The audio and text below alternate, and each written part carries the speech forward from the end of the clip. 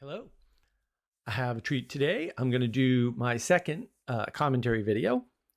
This time, and again, there's so much stuff, right? There's so much stuff I could point at. But I want to highlight this conversation that Johnathan Pageau did with Peter Boghossian. I know last time we did Johnathan Pageau, we're going to do him again, because I think this is right where things are at, right? And so he does this conversation called What is Religion? I'm going to do a similar thing to what I did last time, and I understand I sort of misspoke the last time. If you want to compare and contrast, you can watch my commentary and the original video. I'm not going to compare and contrast in this video because it's just too much work. And I actually think there's a big value to having the contrast, like to having you have to switch videos. That actually helps to.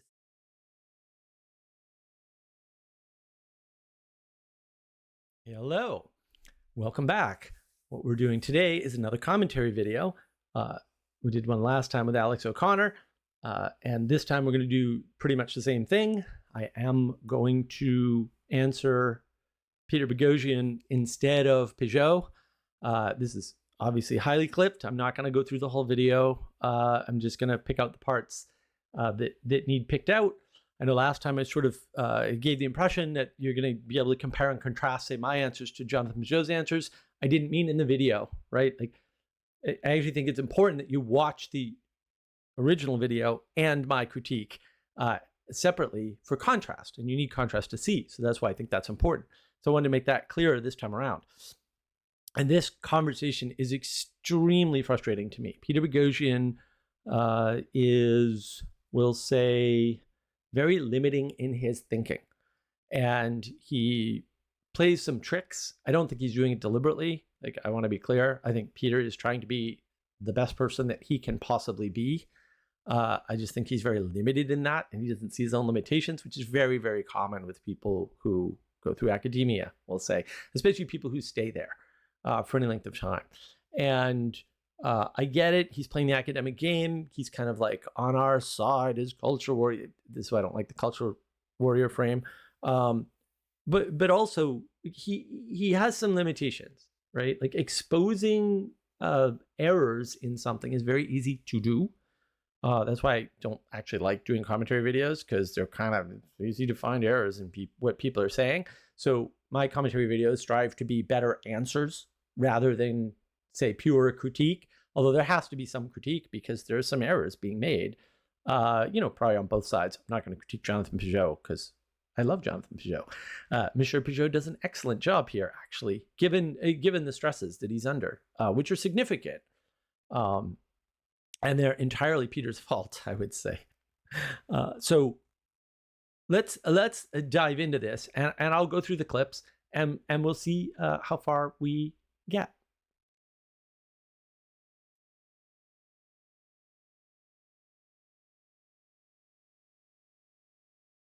Yeah, I guess I'm not buying the thing that binds us.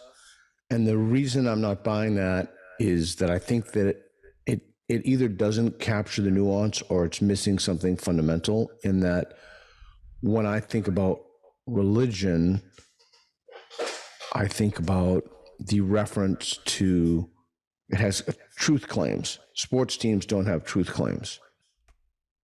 All right, I want to stop Peter right there in the beginning. So I want you to notice a bunch of framing. What's just happened is that Johnathan Pageau has come forth with a definition of religion, okay? And I just want to sidetrack real quick and say one of the aspects of a true debate is, aside from there's three people, a moderator and two debaters, and that format's actually important. Everything that doesn't have three people can't be a debate. If the moderator isn't moderating, it's not a debate.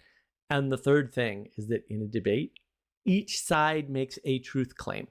They make a claim. They define something up front, and then they proceed from there. What has happened in this conversation is that Johnathan Pageau has proceeded with a definition of religion. Peter Boghossian has not put forth an alternate definition. Okay? And I'm not saying this is a high crime or misdemeanor or anything. I'm just pointing out the framing. What he has done is he has critiqued the definition of religion that he's been given. The problem with his critique is, and John Vervaeke does an excellent job of pointing this out, the root word of religion is religio, which means binding. in Latin, period. End of statement, full stop.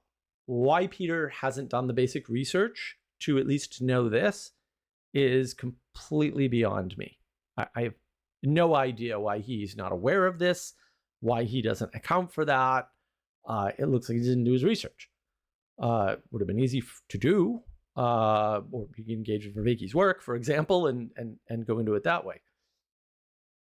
The other thing that he does, so again, he's in critique mode, right? He's not putting up an alternate definition. He's saying, well, I don't feel like this captures the nuance. These are meaningless words. I don't have access to other people's feelings. I just don't.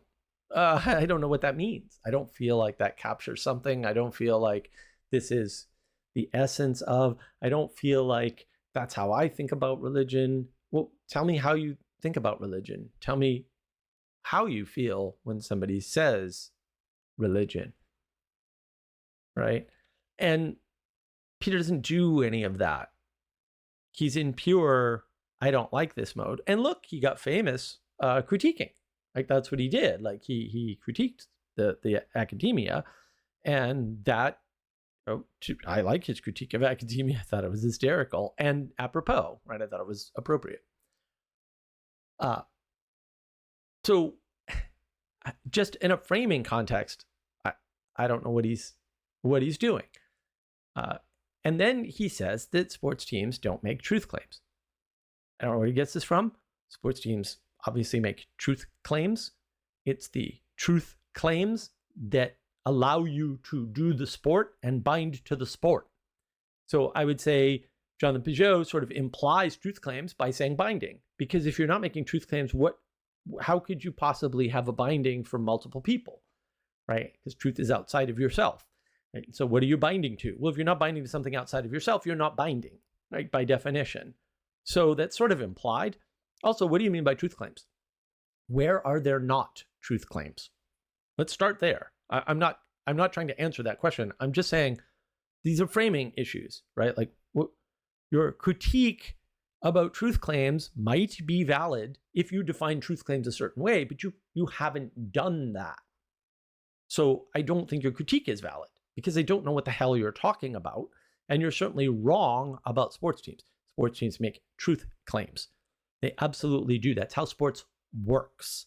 So these are important things to account for that Peter's sort of not accounting for. And so if you recognize the truth, or not you, if one recognizes the truth claims of other religions as silly, and one recognizes the trappings behind that, then it's unclear to me why, if one is reasoning honestly, why would one recognize the truth claims of one's own religion as, I don't know, not epistemically sound? Okay. So many problems. This is very frustrating line of reasoning that Peter's using, right?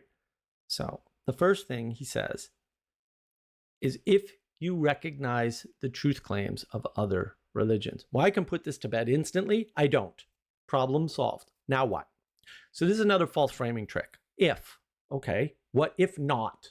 What if I just reject all the truth claims of all the other religions? Now I don't fall into his problem, the problem that he creates from the if clause. I don't fall into it. It doesn't apply. Peter doesn't account for that, obviously. He's assuming the if claim, which is, this is where I get angry about arrogance. That's arrogant. Don't tell me if I do this, then these things happen, when you're assuming that that's happening. Because I'm just going to say, no, I don't do that. And I do this all the time. If you watch my live streams, if you watch me interact, particularly on other live streams, not so much on my live streams because they're less adversarial in that way, I just flat out reject people's statements all the time. I say that they'll say something like, well, if you believe this, and I say, yeah, I don't believe that. And then they get all confused. And I'm like, well, yeah, because your line of reasoning is based on a frame that I rejected already. So that's why your line of reasoning is invalid, right? So Peter doesn't account for that. But let's go on as though, Peter's in good faith. I think the problem with good faith is that sometimes it's not possible to be in good faith, right? I can't in good faith be an NFL linebacker. I could want to be, I could desire that outcome, but I'm 5'9" and weigh like 160. It's not going to happen, right? Like I'm not, and you know why? Because there are truth claims in the sport that say that if you do that, you will be completely ineffective and the game won't be any fun and nobody will watch it and you won't want to play it because you'll get hurt. Which is true. Like those things are all true. All of the things I said about the sport and me trying to be a linebacker are true. Sports makes truth claims, dude. It's based on truth claims. That's how the binding happens. So if we go into his if clause, if we accept the other religion statements as true, okay, the problem with that is the Cathodox, as I like to call them, do this all the time. They don't think all the truth claims of Judaism are false. They don't think all the truth claims of Islam are false. It could be that there are, I'm not claiming this is true. I'm saying this is something Peter's not accounting for, right? It could be that the only difference between one religion and another is some additional truth claims. Right? So one way to think about Judaism, and I understand this is, quote, invalid or something. I get it. Right? But one way to think about Judaism is to say the only difference between Judaism and Cathodoxy is the claim that Jesus is the Messiah. So we're adding an additional truth claim, a truth claim that is acceptable within the previous framework even. All right? Another way to look at this is completely outside of religion. You could say the truth claims of Plato and Aristotle are completely compatible with and not at all rejected by or pushed back on by Cathodoxy, because they're not, right? I mean, church fathers have famously used Plato and Aristotle to justify a belief in Christ's resurrection and the divinity of Mary. Like all of that is there. So I don't know why this is a problem. It doesn't sound like a problem. It sounds like he's making it a problem, as though he's making a bunch of assumptions like, well, it's either this religion or that religion because truth claims. And it's not the truth claims in the way that he's speaking about them. And that's the key. What if the truth claim is in the future? So let's say there's one true way to live, right? And the justification for that truth is that if you live that life, then after you pass away, you will ascend to a higher plane. That's an interesting type of a truth claim. I think I've heard that somewhere before too, but we won't bother with that. So he then says, it seems to me, he also puts in an additional, right? Not just the truth claims, but also the framework around the truth, right? He says that, like, all the other trappings of the religion. Well, what if we accept the truth claims and think the trappings are wrong, Peter? Oh, well, and the reason why he makes this mistake is it's a flat world for him. It's a binary world, right? It's this religion or that religion. There's no overlap, right? Because it's binary. So it's A or B. There's no 90% A and 10% B, which is the way the real world is for the most part. Like there's no binaries in the real world. See my video on binaries, right? So Peter doesn't account for any of this. He can't. To be fair, he can't. His system cannot account for those things, right? And so he proceeds from there, which is all false framing, all of it. And again, I don't think he's like trying to be in bad faith, but I think he is. I don't think he can pull off the thing that he's trying to pull off. It should be obvious that he can't, but for whatever reason, I guess no one's told him, like, dude, your reasoning is false. It's wrong. It's incorrect. It's flat. It doesn't account for a bunch of things that are actually need to be accounted for. Then he says, it seems to me that if you're being intellectually honest, where's that standard coming from? I mean, you already don't believe religion is an intellectual pursuit, dude. So why would you hold it to the standard of intellectual honesty? That's actually confusing to me, like genuinely confusing to me. First of all, it's a false statement. Like I've already proven that. Like what he's saying is wrong. But even if it weren't, Why are you holding religion to the standard of intellectual honesty if you don't think it's an intellectual pursuit? So there's a contradiction inherent in that, right? And then he appeals to epistemology. And again, he's not defining intellectual honesty. He's not defining epistemology. He's just using, I like to call them 5-cent words from Harvard, other places too. I get it, but like I have a special dislike for Harvard in my heart because I've been on campus and audited classes there. These are 5-cent words. Like I get it. I use 5-cent words. Whatever. I try to define them though. I try to at least put them in a context where they make sense. The context he puts it in, you can't derive what the hell he's talking about from that. What do you mean epistemological? What standard, again, are you using to judge? And this is where people sense the arrogance. Peter is using judgment standards that he's not defining and just axiomatically stating these are bad things. Okay, I would have a very hard time defining what was, quote, bad about being, quote, intellectually dishonest. The reason why is because it requires a lot of framing. What if you're dishonest because you're emotional? Because that happens way more often than, quote, intellectual dishonesty. Not that intellectual dishonesty doesn't happen. It absolutely does. I point it out all the time. That's what I'm doing now. I'm pointing out the intellectual dishonesty of Peter Boghossian. The problem is, I don't know if that's a fair critique because I don't know how intellectually with it he is. He doesn't seem very smart to me, is what I'm saying. I want to be clear about that. And I am angry on behalf of Monsieur Pageau because he had to put up with that level of arrogance. It's a very sneaky way that the arrogant people are arrogant. And he's assuming all these things. He's taking a position of judgment that is completely unjustified.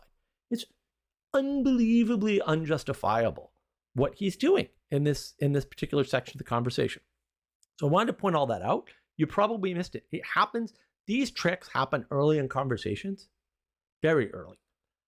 And they build up over time. And that's why it's sneaky and hard to understand and like put your finger on it, right? Because you come in and you say, oh, well, being so nice. And he's clearly coming in with good faith. That didn't happen. I understand the sneakiness of it. And I understand it's not deliberate. Like, again, I think Peter's probably doing the best that he can with the tools that he has.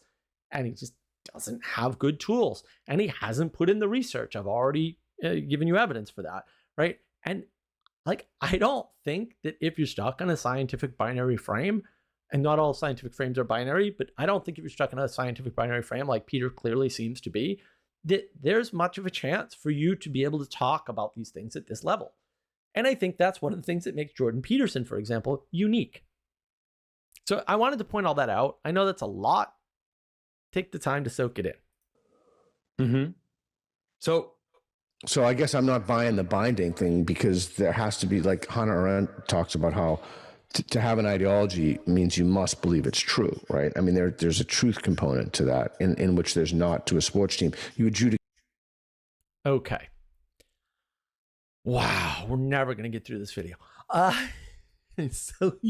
First of all, Peter makes an appeal to some other person, right?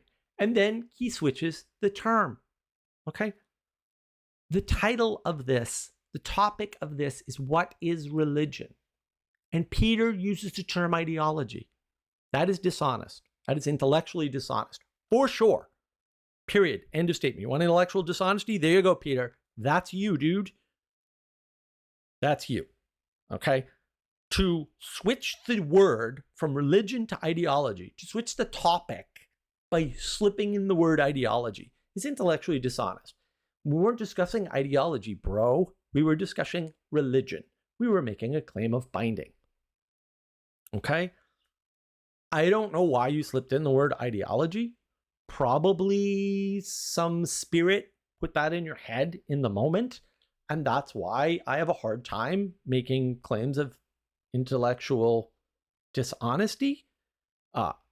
If you're claiming that this is an intellectual discussion or that you are an intellectual, which, very much public persona, then you were just intellectually dishonest. The question of why is a more interesting question, right? Because I obviously just invoked the word spirit for a reason, right?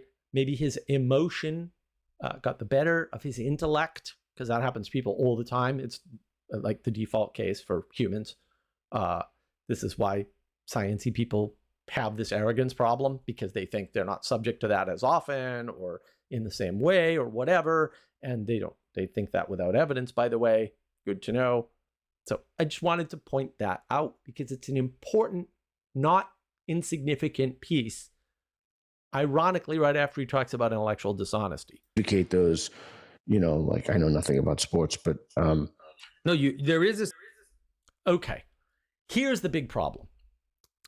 So he's making all these claims about what sports has and doesn't have. And right here, he admits he knows nothing about sports.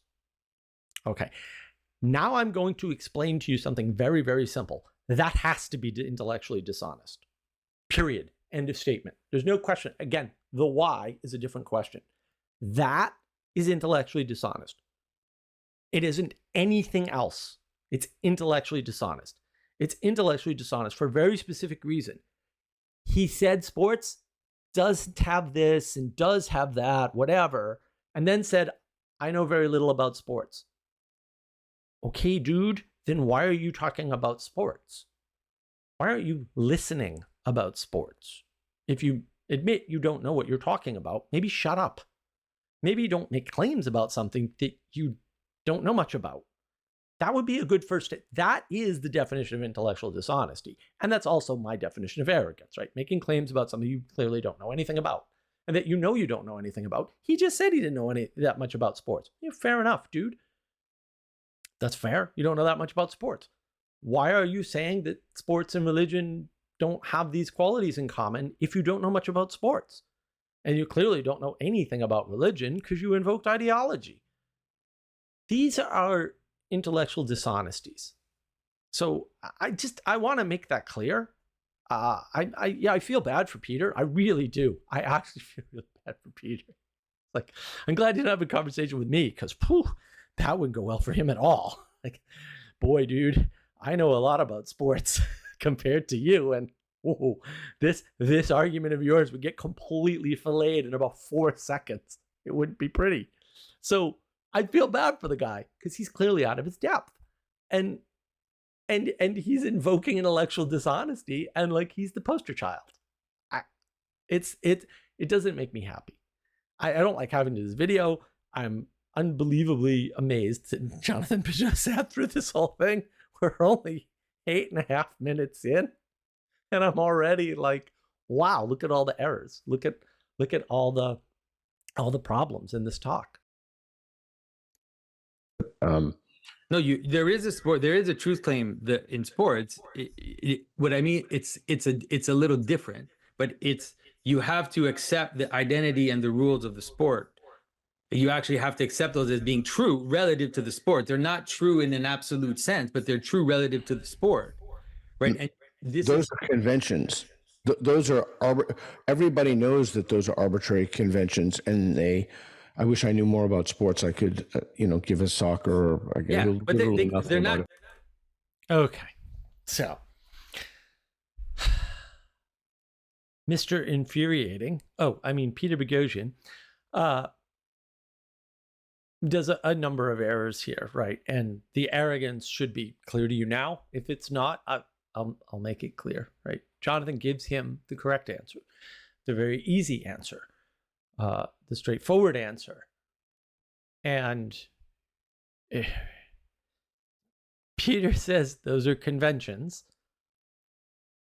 Maybe they're also conventions, right? But if two people are agreeing on something, again, because he didn't define truth claim, he can get away with this. But I don't know what the difference between agreed upon conventions that two different parties or people agree upon and a truth claim is. If you've got a way to circle that square or square that circle, please let me know. I don't. I'm not saying it's not there. I'm saying he didn't draw that line. Okay. And then he says everybody knows. Okay. Everybody does not know that, Peter. I do not know that. I do not believe that. I think you're full of shit. Quite honestly, just to let you know. So you're wrong about that. That's a lie. It's not a lie either. It's not a mistake it's a lie. Okay? You can say I was mistaken and because of that I lied. That's fine. What you said was not a mistake. It was a lie. Important to know. Okay? I don't like that. In case that wasn't clear by my passion. Okay? Then he once again admits he doesn't know anything about sports. Then shut up about it. Okay? So what you're saying is you're making a claim that you know you can't back up. I wish I understood soccer or blah. Okay, so I'll lay this out for you right now. Which sport would you like? All right, let's do baseball. Okay? In baseball, why is the pitcher's mound a certain height? That's weird. Is that a convention? Is that arbitrary? Because he says it's arbitrary. Again, can't be arbitrary. Cannot be arbitrary. How do you know that, Mark? You can't. No, I can. I can know that very easily. The pitcher's mound height in baseball has changed several times. Well, that's weird. Why did they settle on the current iteration of height of pitcher's mound? Oh, that's because the game sucks if it's at different heights. And why did they change it? Well, batting styles changed, right? And so if you bother to do any research at all, which, by the way, I'll note, Peter Boghossian clearly has not done any research, or he would be able to understand this very straightforwardly just from looking at the history of baseball. Number one problem with the world today, people never look at history of anything. They just assume the world's always been the way it is and that it has never changed and that it's all arbitrary conventions. It's relativism all the way down. Okay? Why is it that the bases are as far apart as they are? How does that affect the scoring and the pacing of the game? Right? Because good games have good pacing. Now, different games have different pacing. Pacing in soccer and the pacing in baseball is very different. Pacing in hockey and the pacing in basketball is very different. Basketball and hockey have similar pacing, right? Football, baseball, and soccer have similar pacing, right? Football has slightly larger scoring, but that's because of the scoring mechanisms, right? There are other sports that are like that aren't as popular. Weird.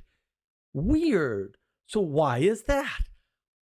I suppose you could gin up some ridiculous theory about economic force or political will or, some zeitgeist driver as to why baseball's popular and football's popular and these other derivatives or these earlier attempts at similar sorts of sports, did not take. Those might actually be valid, right? When you have two sports that are very close to each other. But it doesn't explain why we have, say, the big four in the United States, right? Which is baseball, right? That's a big sport, right? Football, big sport. Hockey, big sport, right? Right. Those are big sports. Basketball, big sport here in the US. And not others. Soccer's older. Rugby's older. Why didn't those catch on here? There might be cultural factors. That's possible. If you understand the history of sports or the history of music or any of these things, they're not arbitrary. We can argue about what they're cohering to or how they arise or why certain things work and certain things don't. Peter doesn't engage in any of that. He just states they're arbitrary conventions. And that's a lie. Good to know. Very, very important to know. So there's a lot going on in this conversation. So I suggest before we go down or explore other topics, we need to disambiguate some terms, talk about some things. So, all right. So Pageau just laid out a bunch of stuff. Basically, made some of the points that I mentioned, right? Like sports rules are not arbitrary, right? And you know that, right? And then Peter sort of said, well, yeah, of course you can't bring a chainsaw to a soccer match, sort of a thing. It's like, that's not the point, right? And then he once again reiterates, I wish I knew more about sports. Well, maybe you shouldn't use that. Maybe you should acknowledge your ignorance and shut up. That's a good first step, by the way. That's, how not to be arrogant 101. Okay. But then all of a sudden, right, when faced with being wrong about absolutely everything he said to date, which is effectively what Pageau pointed out to him, right? And he realizes is, look, I want to be fair. He doesn't realize it consciously and rationally. He doesn't. That's very clear to me. No one talks about this. I don't know why.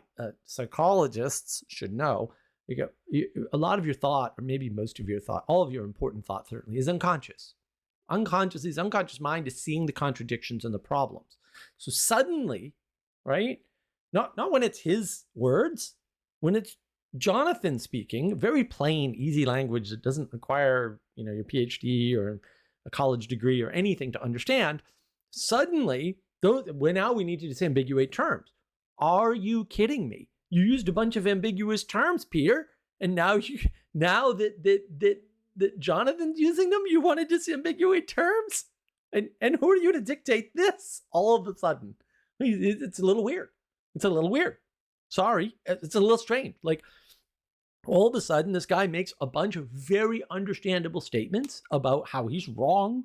Sports are not arbitrary, right? Rules are not arbitrary. They're not just arbitrary agreements, as was suggested, right? Now, all of a sudden, you need to disambiguate terms? Like, what is going on? And who are you to dictate the terms that is what should happen? Like, what are you, the emperor of the conversation? What's going on here? So I just wanted to make that clear because I thought, you need to be able to pay attention to these things. And if somebody doesn't point them out to you, and hopefully I'm doing an adequate enough job at that, then you won't even see it. You'll just, oh yeah, no, absolutely. We need to just I'm not disagreeing. I'm saying that should have happened up front, and he should be the one to disambiguate his terms because he's the one using the 5-cent words. Right? Monsieur Pageau is not. He's using very simple, easy, relatable language that most humans understand. Wittgenstein talks about what you're talking about in terms of the commonalities among sports and calls them family resemblances. So they're resemblances. All right. So Wittgenstein's retarded. Don't read him or listen to him. Anything he says, just throw it out. You don't need it. You know how I know that? Because I don't have it and I'm doing fine. Problem solved, right? True for every philosopher after Aristotle. You want to engage with Plato and Aristotle and the guys who came before him, like Pythagoras is very important to Aristotelian thought. That's fine. Whatever. I don't care. Right? Not important. But you don't need any of it, by the way. It's not required for your life. Most of the people on the planet and most of the people that have ever lived on the planet, in fact, the overwhelming majority, never read any of this garbage, and they do just fine. Right? I'm not aware of any self-made millionaires, for example, that read philosophy and then became self-made millionaires. A lot of them did that in the other order. That might be a hint as to what you need in life and what you don't. Okay. Secondly, Wittgenstein talked about this as family resemblances. Okay. If you needed any more evidence that Wittgenstein is functionally stupid, I'm sure it's there, because to say something that dumb requires a level of unawareness or lack of intelligence that is unimaginable to me. I'm sorry. I can't look that low. I just can't. It's my failure for sure. I do not understand how you could discuss sports and talk about them in terms of family. That doesn't make any sense. If they were like family, we'd just call them soccer family. Okay? I understand, because I apparently have the capacity to understand this rather easily, that when you're in a sport, your team is like a family in some ways, right? So it's similar. There might be a simile or two that could be made or is often drawn, say, in casual conversation with anybody about sports. This shouldn't be some groundbreaking thing that some so-called modern philosopher, if such a thing even exists, which I doubt, came up with. I can observe that in the world without anybody's help. I certainly don't need to read a book to do it, or read a book written by somebody who allegedly was smart to do it. Like, I can just, it happens, right? Maybe some people need to read a book. That might be an indication that they have a deficit, though. I'm not going to put that in the plus column for those people. Okay. Resemblance. What does that mean? Okay. John Vervaeke goes into this, right? At some point, he's talking about relevance realization, or starting to, and he says, two things have an infinite number of things, which may or may not be entirely accurate. It's accurate enough, right? That there's two, that they're similar on and different about, right? So you take any two things and infinite number of similarities, infinite number of differences, right? That's a problem with scale and detail. Animation coming soon. Actually, maybe it'll be out before this video, but in either case, scale and detail is important, right? So the fact that you can say two things are similar is really not a statement of any recognition of intelligence, right? Like, I can draw similarities between any two things. That's not hard, okay? That's kind of a Captain Obvious moment for me. Not everybody can. I totally get that. But also, I'm not impressed by this particular, quote, skill, if it is a skill. And I'd have a hard time putting that in the skills category. Again, it's not really a plus. It's kind of like, okay, most people can draw similarities between things, right? Yeah, 0 points, 0 points. Wittgenstein gets no points for anything. He gets negative points for saying dumb things. You could have I don't know if you could have a sport for rubbing a table. I guess you could have a sport for anything you wanted to. Okay. I guess you could have a sport for anything you wanted to. Okay, first of all, you're guessing. Second of all, you've already established at least 3 times that you don't know anything about sports, dude. I don't even know what to say. By your own admission, you're not making a point from a position of knowledge, or a position of understanding, or a position of careful thought. It's clear from his mannerisms. He's kind of looking away, right? Might as well be drooling. Honestly, sorry. I have my limits, and I'm way past all of them. Might as well be drooling. If that were true, then we would have more sports. Jonathan's earlier point was, you couldn't have a sport about rubbing a table. That is correct. Right? It's correct. Why? Well, because most people can rub tables, and there's no way to judge the rubbing of a table. It doesn't contain enough context, and it can't be given enough context. And I'm not saying you couldn't make a sport where rubbing the table was a thing, right? But there's a difference between making a sport and having it perpetuate, having people engage in it. So when I was younger, I used to babysit my younger cousins because I was the oldest, at least on one side of the family, second oldest on the other side. So I babysit my younger cousins. And of course, as kids do, we played The Floor is Lava, right?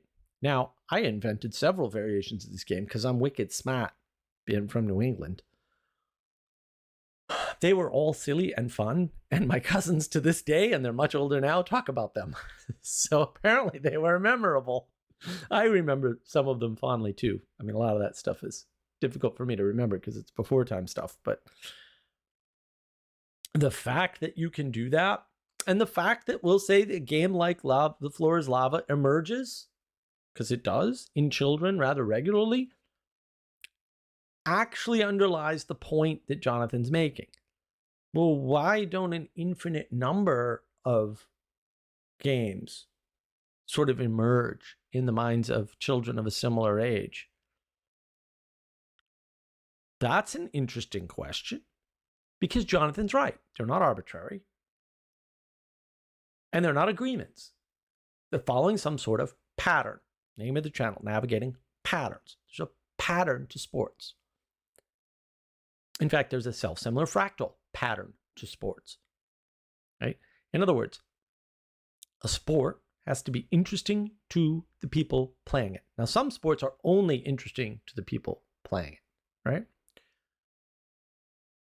Martial arts is a great example.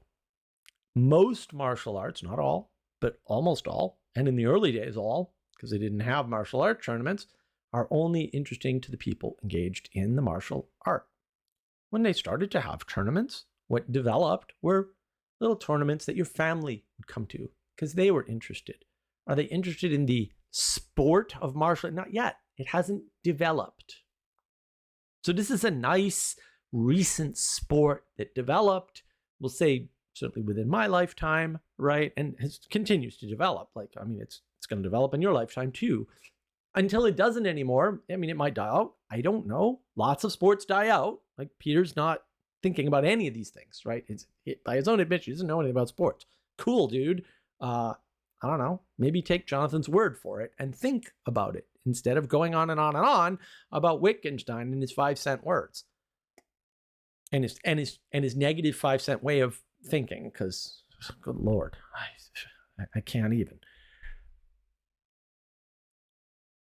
As they hone these sports, they become more and more interesting, right? And then I forget his first name, Gracie.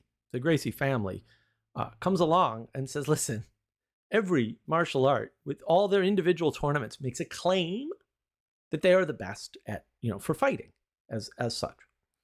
Now, I don't want to get too much into the weeds because I very much disagree with this statement in a way. In a way, he's perfectly correct. In a way, he's completely incorrect. But because of that, right, the UFC emerges.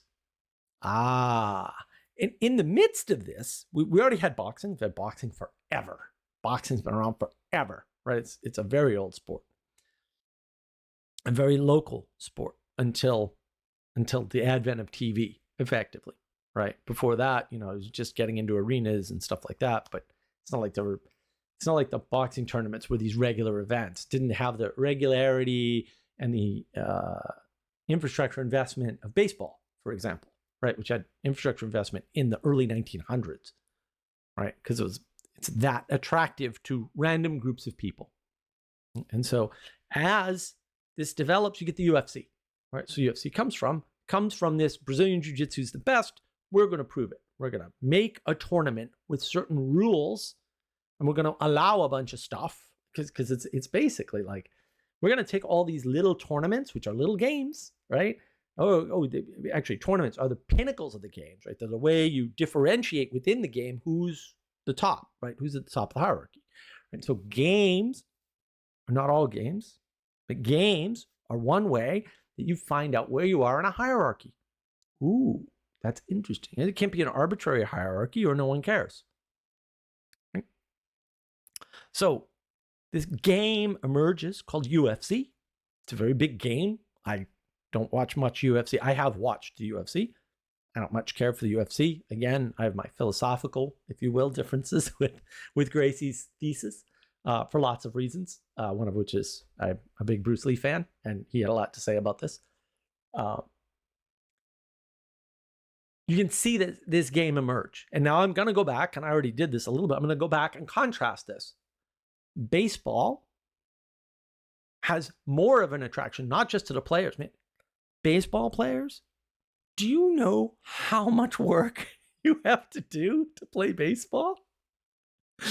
Wow. I mean, look, UFC is maybe more work. I don't want to go there.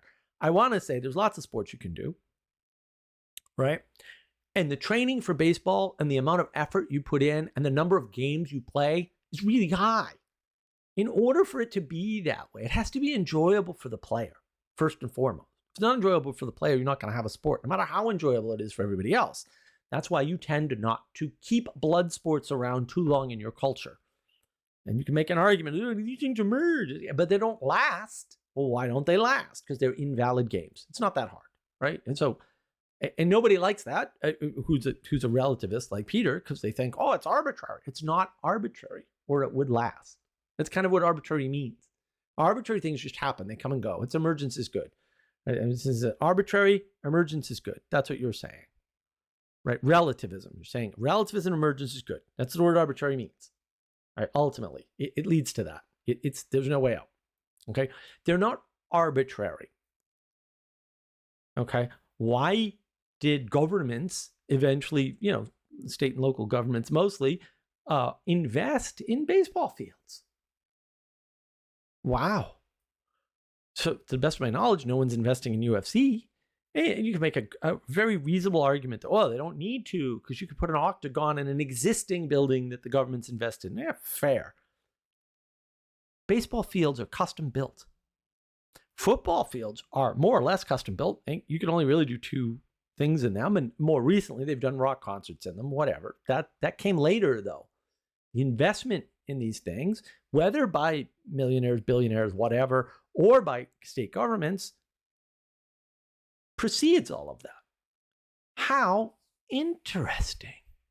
It's almost as if there's something special about those sports that is so attractive to people you don't even know that they will travel many miles and sit in unbelievably boring long car lines to go and enjoy a game. Well, why are they doing that? It can't be arbitrary. That's insane. That's nuts. To believe that's arbitrary means that you just have a mental deficit of some kind. I don't know what kind, but some kind. It could be any number of kinds. I have no idea. So it's kind of important to realize that. And you have ways to adjudicate, you have conventions, but the difference with religion is you're not making truth claims. I mean, you're saying that we agree if you get again, I'm just making this up. If you kick the ball through this net or whatever, you throw the ball in this net at a certain number of feet, you get 2 points, and then I can't remember what it is. I think it's 3 points in basketball. Who the hell? I have literally no idea. It's no big deal. Okay, so something like that. But we're talking about specific things. We're talking about linguistic propositions, so sentences in which communities agree that belief in those is fundamentally constitutive of what it means to belong in the community. For example. Okay. Wow. That was an excellent example of flattening the world. I understand that Peter has a degree. I believe he has a PhD, right? I understand that he's gone to school and he is reasonably articulate. I'm not going to give him very articulate. Like, he's not Sam Harris articulate, but he's reasonably articulate. He's more articulate than your average bear. I'm not going to say average human. Sorry. Can't do it. I can't. My bad. No doubt. Too bad. My video. And what he's doing is he's describing the sport in a way that makes it seem like it has the qualities of being merely propositional, merely an agreement, and about community. Okay. He's not defining community, right? He's not defining propositional, right? Because it's actually not. That's not how any sport happens. Nobody comes up and says, hey, what would be great? Here's what we're going to do. We are going to take a bat and hit a ball and run the bases. And then go to the rule. That does not happen. Jordan Peterson talks about this, right? Like, if you get a group of young children, they can play a game together. But if you ask any one of them what the rules are, they don't have the whole set of rules. Well, that's weird. How are they able to play a game together? Oh, because, now I'm going to switch to John Vervaeke. Apologies. The distributed cognition, right, of all the children knows the rules. Or comes up with the rules, because that happens too, right? And you see this a lot in card games. So if you look at card games at all, you'll notice there are certain card games that are in certain regions because the immigrants that came to those regions brought them with them from another place. Now, it's still the same card deck as usual, or maybe the same card deck with minor modifications. Maybe you throw the jokers out, or you take out a particular set of cards, or maybe there's no aces, right? Or whatever, right? There's minor modifications to the 52 card deck. In some cases, there's no modifications to the deck. So using the same physical deck of cards with the same markings and everything. Right? And then by changing the rules, you get a different game. But that's not arbitrary. because all card games are not equally fun to all people, and not all card games are equally understandable by all people, and therefore they're not equally playable by all people. Okay. So there can be a community component, right? That's possible, but it's not necessary. And you notice he doesn't define community. Why? I have no idea. Notice he started with wanting to disambiguate terms. Has he done that? No, not yet. How interesting. So he's imposing, if you will, I don't like this term, I have a video about this, a narrative or a story, right, about what a sport is, while once again, I believe the fourth time in this conversation, in 12 minutes, 12 and a half minutes, admitting he doesn't know enough about sports. And in fact, coming up with a concrete evidence that he doesn't understand basketball, right? And he ends up being right about that piece of basketball and leaving out all the other pieces that would, not only pieces that prove his point, but also a bunch of pieces that would completely destroy his point. How convenient. Now, I don't think he's doing this on purpose. Again, just want to make that clear. I think he doesn't know. He says he doesn't know. I kind of believe him when he says I'm ignorant. Good. You're ignorant. Why don't you start from there? That might be a better starting point. So this reframing and this narrativization or compressed, flattened story that he's telling, I think that is as far as I want to go. It's probably as far as I can go, because quite honestly, guys, I'm going to go beat the hell out of a pillow because I am just so frustrated listening to this guy. I did listen to this video once all the way through, which is obviously how I came up with this idea to do this video. And listening to it a second time is just quite honestly way more than I can actually handle. So I apologize if that wasn't enough, but I actually think that was a lot. And I want you to kind of soak it in. If you need to watch this video again, hey, I need to watch ours. But also feel free. It's here. You can do that. It's one of the advantages of having a video. If you want to see more commentary videos, let me know in the comments, right? Like this video, share it, tell everybody how awesome it is and how helpful it was, if it was helpful. And let me know whether or not any of this is clear, right? And if it's not, comment. Let me Mark, you didn't make this point very well. Whatever it is, because I'll try to make adjustments if I'm able. I don't know if I can, but hopefully I can. So please engage. Get that rolling. If you want to see something else, let me know. I know my first commentary video just launched. I'd take time out of this one to watch that one and sort of comment. So yeah, I'd love to help Monsieur Pageau. Because I just love his work, and I love him. I've met him a couple of times. I was at the Symbolic World Conference. If you haven't seen our Symbolic World summary video, I'll sort of link it here. You should watch that. It's got well over 1,000 views now. I'd love to help him sort of nip this in the bud. I think, especially on the Catholic side, the people who are, we'll say, really religious, really like to give people the benefit of the doubt. And that actually gets them into trouble in these sorts of discussions because it allows the other side to take a superior position. And it's very hard to see. No shade on anybody for not seeing this. I'm particularly sensitive to it because I grew up in Boston, used to hang out at the Ivy League schools down there, and I used to interact with these people all the time. And they are infuriating for sure, especially to me. They just trigger me 6 ways to Sunday. When I'm in person with them, I usually just calmly and quietly destroy them because I can. And I actually find it quite fun, which is why I should not be allowed to do that anymore. So, don't give in to your passions, people. So, look, I really appreciate this. I hope this is helping people. Do let me know. And if you've got other videos you want me to comment on or other pieces of videos, because I can't do whole videos. I just don't have the stamina to deal with this for too long.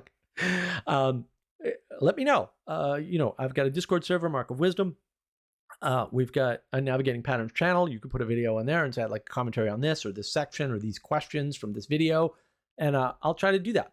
Oh, or you can put it in the comments of this video. And I just want to explain to you that this was actually a very difficult thing for me to do both times. This one's really hard. Peter is a really nice guy, and he's really trying, I have no doubt. But he's got an inflated sense of what he can understand and how well he thinks.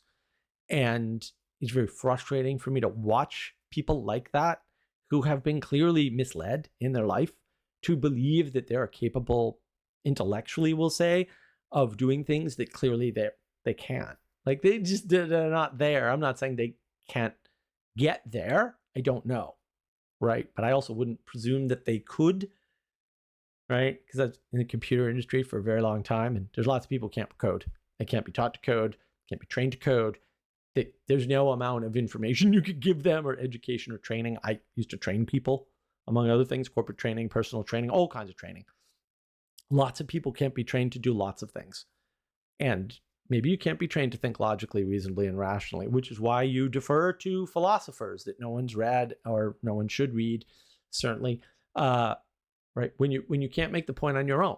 And I'm not saying you should only make points that you can make on your own. That's certainly not true.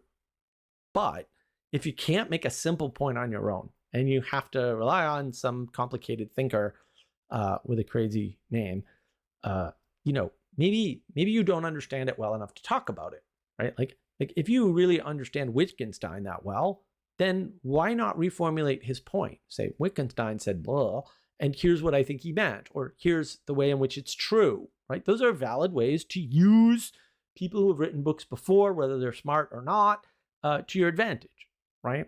And I think people should do that. And if, maybe I should do that. Maybe I should take a text and like recapitulate it in simpler language. Although I do have my Plato stuff. That these are little hints. And like my real hope is that you start to see these things in the world so that you can deal with them in your own whatever way. I'm not telling you how to deal with them. I'm telling you should be able to spot this stuff and then, figure out what you want to do about it. I do appreciate, again, that really anybody who watches my channel, I think it's fantastic. And I look forward to hearing more from my audience here. And look, I've got a buy me a coffee if you want to get me some monetary remuneration for my frustration, which would actually be greatly appreciated because, man, I feel like I earned that one. Whatever it is, it could be $5. I feel like I earned it. Let me know. Again, if you want anything else. And look, guys, I really do appreciate it. Thank you so much for your time and attention.